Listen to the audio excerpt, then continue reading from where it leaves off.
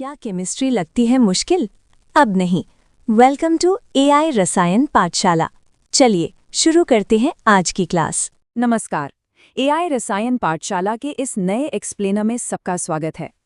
आज हम रसायन विज्ञान के एक ऐसे रहस्य से पर्दा उठाने जा रहे हैं जिसे विज्ञान की दुनिया का सबसे जादुई पुल माना जाता है। देखा जाए तो चीज़ों को गिनना इंसानों की एक बहुत ही बुनियादी ज़रूरत है ना? तो आइए इस दिलचस्प सफ़र की शुरुआत करते हैं और समझते हैं कि चीज़ों को गिनने का ये विज्ञान हमें आखिर कहाँ ले जाता है। चलिए सीधे मुद्दे पर आते हैं। जब कोई बाजार से केले खरीदने जाता है तो क्या कहता है? 1 दर्जन केले दे दीजिए। जाहिर है दर्जन का मतलब 12 होता है। जूतों के लिए 1 जोड़ी यानी 2 कहा जाता है। ये बाजार के वो आम माप हैं जिन्हें हर कोई आसानी से समझता है। लेकिन रसायन विज्ञान की दुनिया में उन अदृश्य परमाणुओं को गिनने की एक बहुत बड़ी बाधा सामने आती है। वहाँ क्या इस्तेमाल होगा? वहाँ एंट्री होती है एक रहस्यमयी इकाई की जिसे 1 मोल कहते हैं। लेकिन सच में ये 1 मोल आखिर है क्या? आज के इस एक्सप्लेनर का एजेंडा बिल्कुल स्पष्ट है। हम इन 6 बिंदुओं पर बात करेंगे। पहला, गिनने की समस्या। दूसरा, मोल क्या है। तीसरा, एवोगैड्रो संख्या। चौथा, मोल और द्रव्यमान। पांचवा, गैसों का आयतन। और छठा, एक जादुई पुल। यह सफ़र हमें दिखाई देने वाली दुनिया से एकदम अदृश्य सूक्ष्म दुनिया तक ले जाएगा। तो चलिए सबसे पहले बात करते हैं भाग 1 की, गिनने की समस्या। रोजमर्रा की जिंदगी में चीजों को गिनने के लिए हमारे पास कुछ तय शब्द होते हैं, जैसे केलों के लिए दर्जन, जूतों के लिए जोड़ी और कागज खरीदते समय एक रिम कहा जाता है जिसमें 500 शीट होती हैं। ये छोटे छोटे शब्द जिंदगी को कितना आसान बना देते हैं। बाजार जाकर सामान खरीदना बेहद सुविधाजनक हो जाता है क्योंकि एक एक चीज बैठकर गिननी नहीं पड़ती। लेकिन रसायन विज्ञान की दुनिया में एक बहुत बड़ी समस्या है। परमाणु और अणु इतने छोटे होते हैं कि पानी की एक छोटी सी बूंद में भी उनके अरबों खरबों कण मौजूद होते हैं। अब जरा सोचिए, प्रयोगशाला में वैज्ञानिक इन्हें कैसे गिनते होंगे? अगर एक एक करके गिनने बैठे तो शायद कई जन्म कम बढ़ जाएं।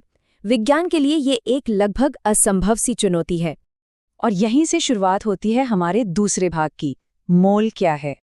जिस तरह 1 दर्जन का मतलब हमेशा 12 होता है, वैसे ही रसायन विज्ञान में 1 मोल का मतलब एक फिक्स संख्या होती है, और वो संख्या है 6.022 गुणा 10 की घात 23। जी हाँ, बिल्कुल सही सुना, 6 के बाद पूरे 23 शून्य। ये संख्या इतनी विशाल है कि इसकी बस कल्पना करने भर से दिमाग चकरा जाए। इस संख्या की विशालता को थोड़ा और गहराई से समझते हैं। अगर किसी के पास 1 मोल रुपए हों और वो इंसान हर सेकंड 10 लाख रुपए खर्च करे, ध्यान दीजिए हर सेकंड 10 लाख रुपए, तब भी उसकी पूरी जिंदगी में वो पैसे खत्म नहीं होंगे। है ना एकदम चौंका देने वाली बात? इस उदाहरण से ये अमूर्त गणितीय संख्या अचानक से कितनी वास्तविक और हैरान करने वाली लगने लगती है।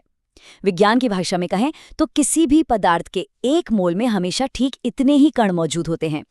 और इसे ही हम कहते हैं भाग 3, एवोगैड्रो संख्या। इस विशाल संख्या यानी 6.0022 गुणा 10 की घात 23 को महान इतालवी वैज्ञानिक अमेदियो एवोगाद्रो के सम्मान में एवोगाद्रो संख्या कहा जाता है। रसायन विज्ञान में इसे दर्शाने के लिए Na प्रतीक का उपयोग किया जाता है। यह एक बेहद मजबूत नींव है जिसे हर सीखने वाले को समझना बहुत जरूरी है। अब जैसे 1 दर्जन सेब हों या 1 दर्जन हाथी, गिनती हमेशा 12 ही रहती है।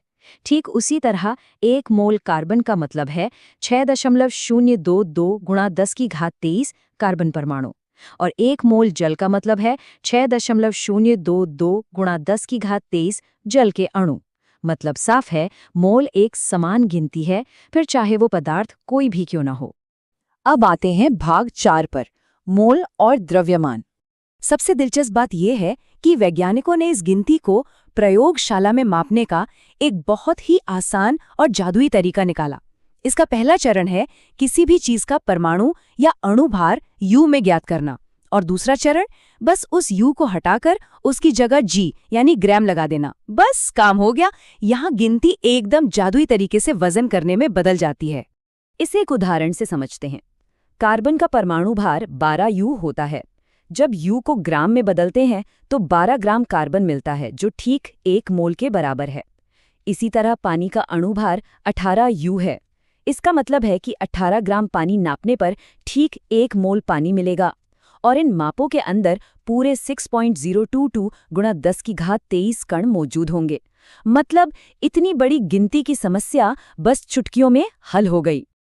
अब बढ़ते हैं भाग 5 की तरफ, गैसों का आयतन। गैसों का वजन करना थोड़ा मुश्किल होता है, इसलिए उनके लिए एक स्वर्णिम संख्या है, 22.4 लीटर। मानक ताप और दाब, जिसे एसटीपी कहा जाता है, उस पर गैसों के लिए यह एक सार्वभौमिक और बेहद शक्तिशाली नियम है। सबसे खास बात यह है कि गैस की पहचान चाहे जो भी हो, ये नियम सब पर समान रूप से लागू होता है, चाहे वो हाइड्रोजन गैस हो, ऑक्सीजन हो या फिर कार्बन डाइऑक्साइड। अगर एसटीपी पर किसी भी गैस का आयतन 22.4 लीटर है तो ये गारंटी है कि वो ठीक 1 मोल गैस है, जिसमें 6.022 गुणा 10 की घात 23 अणु मौजूद हैं। गैसों को बिना गिने या बिना तौले सिर्फ आयतन से मापना सच में कमाल है। और अब हमारा आखिरी और छठा भाग, एक जादुई पुल। तो अगर पूरे एक्सप्लेनर का सारांश निकालें तो मोल एक ऐसा बेहतरीन पुल है जो हमारी दिखाई देने वाली बड़ी दुनिया को, जहां हम ग्राम और लीटर का उपयोग करते हैं, उसे सूक्ष्म दुनिया से जोड़ता है, जहां अदृश्य परमाणु और अणु होते हैं। यह पुल वैज्ञानिकों को बिल्कुल सटीक रूप से बताता है कि उन अदृश्य परमाणुओं को पकड़ने के लिए प्रयोगशाला में ठीक कितने ग्राम रसायन तौलना है या कितने लीटर गैस लेनी है। इस बुनियादी ज्ञान के साथ ये पुल अब पूरी तरह से बनकर तैयार है। तो अंत में सोचने वाली बात यह है कि अब जब ये जादुई पुल बन ही गया है, तो अगली कौन सी जटिल रासायनिक अभिक्रियाओं की सटीक गणना की जा सकती है। एआई रसायन पाठशाला के इस ज्ञान से लैस होने के बाद किसी भी रासायनिक अभिक्रिया को समझना अब पूरी तरह से मुमकिन है। विज्ञान को समझने का ये जादुई सफर आगे भी ऐसे ही जारी रहेगा।